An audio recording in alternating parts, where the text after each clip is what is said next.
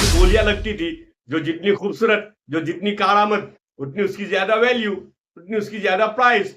जिसकी उम्र कम होगी तो उतनी ज्यादा वैल्यू होती थी। जी, बुरी हो जाती है तो कम कीमत। बिस्मिल्लाहिर्रहमानिर्रहीम।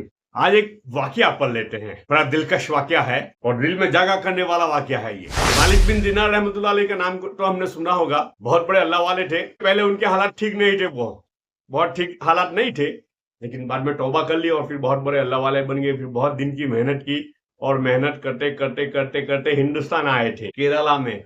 और आज भी केरला में उनकी कब्र मौजूद है ना जी। और उनके नाम से ही मस्जिद का नाम है मालिक बिन दिनार रहमतुल्लाह अलैह मस्जिद। इंडिया आने से पहले की बात है, जिस वक्त वो इराक में थे, यानी हजरत मालिक बिन दिनार रहमतुल्लाह अलैह एक मरतबा बसरा की गलियों में जा रहे थे। रास्ते में एक बांदी ऐसे जहाँ व जलाल हशम खुदम के साथ जा रही थी, जैसा कि बादशाहों की बांदियां होती है, वो मिली। हजरत मालिक रहमतुल्लाह अलैह ने उसको देखा तो आवाज देकर फरमाया कि बांदी, तुझे तेरा मालिक फरोख्त करता है या नहीं? उस जमाने में बांदियां बिकती थी ना, खरीदो फरोख्त होती थी, उनकी बोलियां लगती थी। जो जितनी खूबसूरत, जो जितनी कारामद, उतनी उसकी ज्यादा वैल्यू, उतनी उसकी ज्यादा प्राइस। जिसकी उम्र कम होगी तो उतनी ज्यादा वैल्यू होती थी। जी, बुरी हो जाती है तो कम कीमत। ये उस जमाने का जो स्केल था वो मैं आपको दिखा रहा हूँ। बांदियों का खरीद फरोख्त वो इस्लाम से पहले चल रहा था, लेकिन इस्लाम में आहिस्ता आहिस्ता पूरा सिस्टम बंद किया। बिन दिनार रहमतुल्लाह अलैह ने उससे पूछा कि तुझे तेरा मालिक बेचता है या नहीं? वो बांदी इस फकीर को सुनकर हैरान रह गई, कहने लगी क्या कहा, फिर कहो। उन्होंने फिर इरशाद फरमाया, उसने कहा अगर वो फरोख्त भी करे तो क्या तुझ जैसा फकीर खरीद सकता है? ये बादशाह की बांदी थी। किसकी बांदी थी? बादशाह की बांदी थी, तो वैल्यूएबल होगी ना, है ना, होगी भी वैसी। तो फिर उसकी कीमत भी ज्यादा। तो इसलिए उस बांदी को हैरत हुई कि फकीर जैसा दिखने वाला आदमी मेरी कीमत पूछ रहा है। तो उसने क्या कहा, अगर वो बेचे भी तो क्या तुझ जैसा फकीर खरीद सकता है? फरमाने लगे हाँ, और तुझसे बेहतर को खरीद सकता है। वो बांदी ये सुनकर हंस पड़ी और अपने खुद्दाम को हुक्म दिया कि इस फकीर को पकड़कर हमारे साथ ले चलो, जरा मजाक ही रहेगा।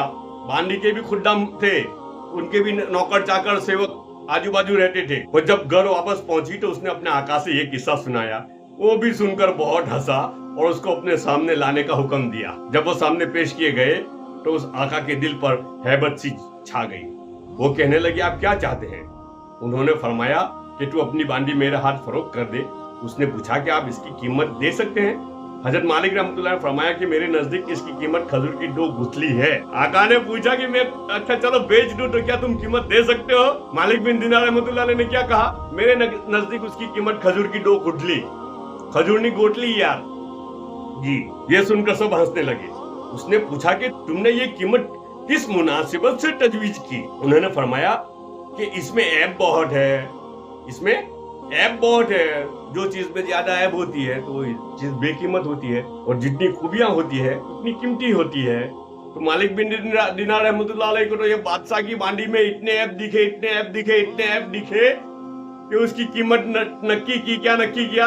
2 गुठली खजूर की। उन्होंने फरमाया कि इसमें ऐब बहुत है। उसने पूछा, बादशाह ने पूछा कि इसमें क्या ऐब है?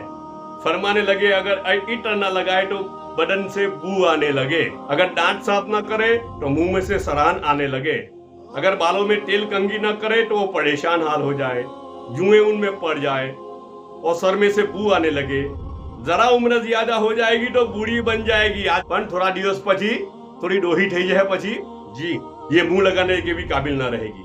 हैज इसको बहुत आता है, पेशाब पाखाना ये करती है, हर किस्म की गंदगियां इसमें से निकलते रहते हैं, गम रंज मुसीबतें इसको पेश आती रहती है। खुदगर्ज इतनी है कि महज अपनी गरज से तुझसे मोहब्बत जाहिर करती है, महज अपनी राहत व आराम की वजह से तुझसे उल्फत जताती है। आज कोई तकलीफ तुझसे पहुंच जाए तो सारी मोहब्बत खत्म हो जाए।